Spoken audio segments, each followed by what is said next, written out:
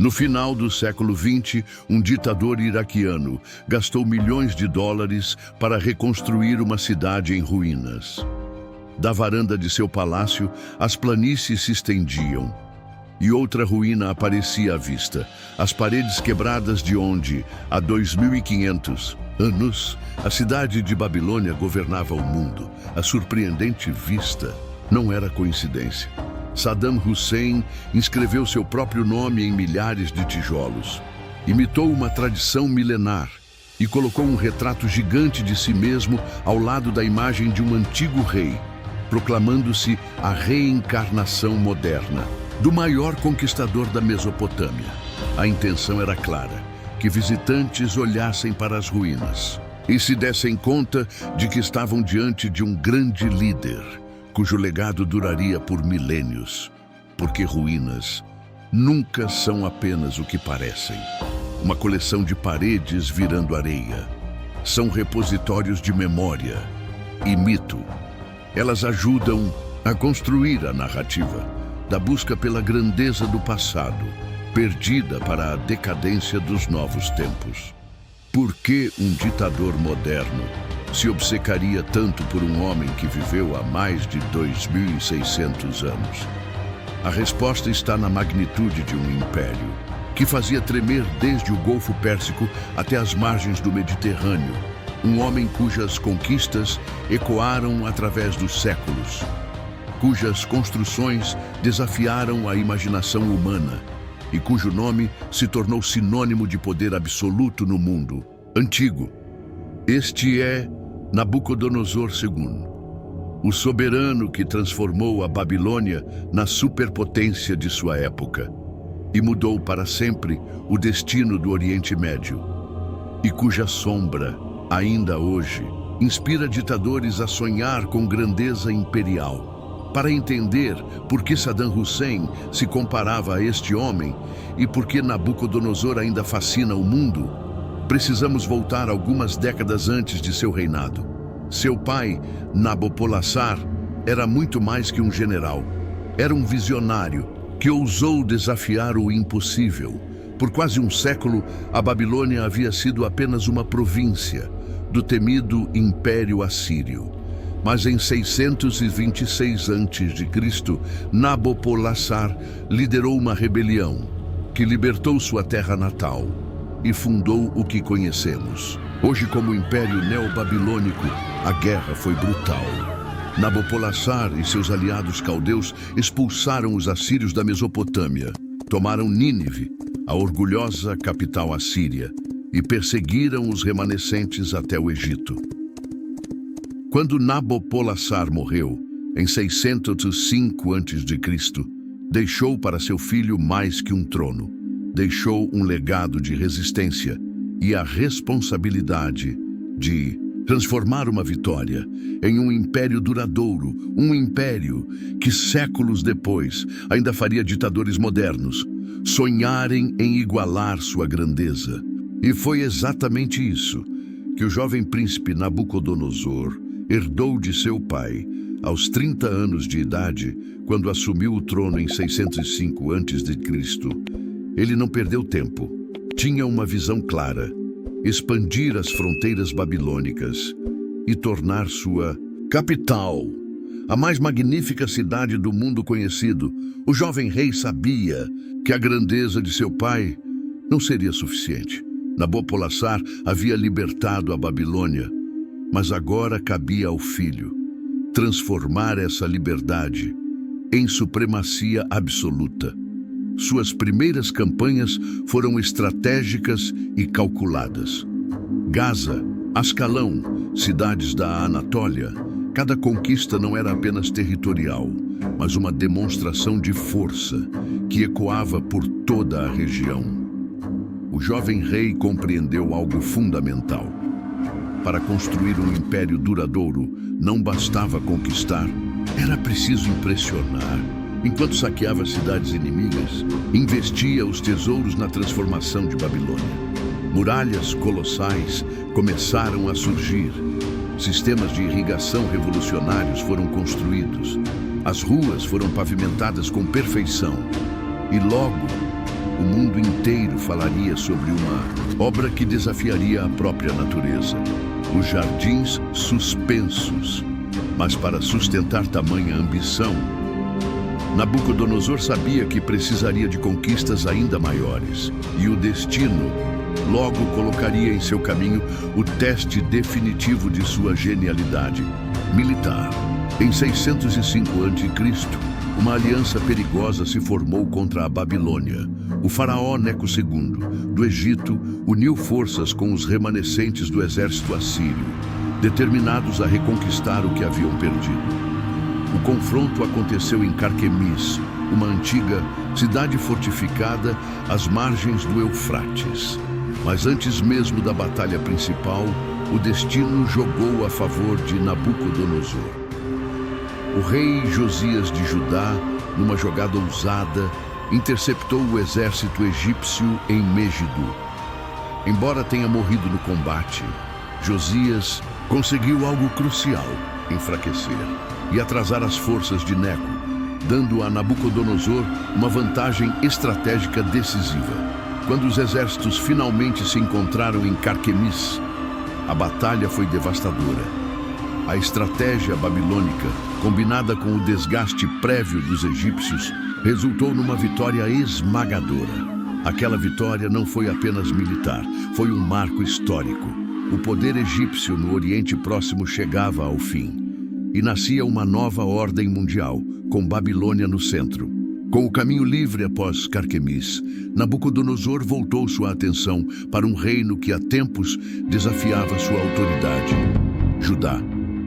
O rei Joaquim havia cometido o erro fatal de desafiar abertamente o poder babilônico. Em 597 a.C., a resposta de Nabucodonosor foi rápida e implacável. Jerusalém foi sitiada, Joaquim deposto e milhares de judeus foram levados para o exílio babilônico. Mas a história não terminaria aí. O novo rei fantoche Zedequias cometeu um erro ainda maior. Em 589 a.C., influenciado por promessas vazias de apoio egípcio, parou de pagar tributos à Babilônia. A resposta de Nabucodonosor foi definitiva. Em 587 a.C., suas tropas retornaram a Jerusalém com uma missão: acabar de uma vez por todas com a resistência judaica. O cerco durou 2 anos. A fome devastou a cidade. E quando as muralhas finalmente cederam, o que se seguiu foi uma das destruições mais completas da história antiga. O Templo de Salomão, centro da fé judaica, foi reduzido a escombros. A cidade foi sistematicamente destruída e uma nova leva de exilados, incluindo a elite judaica, foi forçada a marchar até Babilônia. Este evento, conhecido como Cativeiro Babilônico, não apenas expandiu o império de Nabucodonosor, mas também transformou para sempre a história e a cultura do povo judeu. A queda de Jerusalém foi apenas o começo. Nabucodonosor tinha uma visão imperial que se estendia muito além da Palestina. Sua próxima meta foi uma das cidades mais desafiadoras de sua época: Tiro. Esta poderosa cidade-estado fenícia, protegida por fortificações aparentemente impenetráveis e controlando rotas comerciais vitais, representava um prêmio estratégico incomparável. O cerco de Tiro durou 13 anos, de 585 a 572 a.C. Foi uma demonstração impressionante de perseverança militar babilônica. Quando a cidade finalmente capitulou, Nabucodonosor controlava praticamente toda a costa mediterrânea oriental, mas suas ambições se estendiam também para o leste. O reino de Elam, no atual Irã, foi sistematicamente conquistado. Susa, sua capital milenar, foi devastada. As tribos árabes do deserto foram subjugadas. Cada conquista seguia o mesmo padrão: cerco implacável, destruição exemplar, deportação das elites e integração dos territórios ao sistema administrativo babilônico. Ao final de suas campanhas, Nabucodonosor Havia criado o maior império que o Oriente Médio já conhecera. Mas Nabucodonosor não foi apenas um conquistador. Foi um dos maiores construtores da história humana. E sua obra-prima foram os lendários jardins suspensos da Babilônia. Conta-se que estes jardins foram construídos para sua esposa, Amitis, da Média, que sentia saudades das paisagens montanhosas de sua terra natal. Se essa história é verdadeira ou não, uma coisa é certa: os jardins representavam o que havia de mais avançado em engenharia da época. Terraços elevados sustentavam uma vegetação exuberante. Sistemas hidráulicos complexos levavam água do Eufrates até o topo da estrutura. Era uma montanha artificial no meio da planície mesopotâmica. Tão impressionante que se tornou uma das 7 maravilhas do mundo antigo. Mas os jardins eram apenas uma parte da transformação urbana. A muralha de Babilônia era tão larga que 2 carruagens podiam correr lado a lado sobre ela. O portão de estar, coberto de tijolos azuis esmaltados e decorado com dragões e touros em relevo, era uma obra de arte arquitetônica sem paralelos. No centro religioso, Nabucodonosor reconstruiu o Esagila, o grande templo de Marduk, e o famoso Zigurate Etemenanque, com seus 91 metros de altura, visível a quilômetros de distância.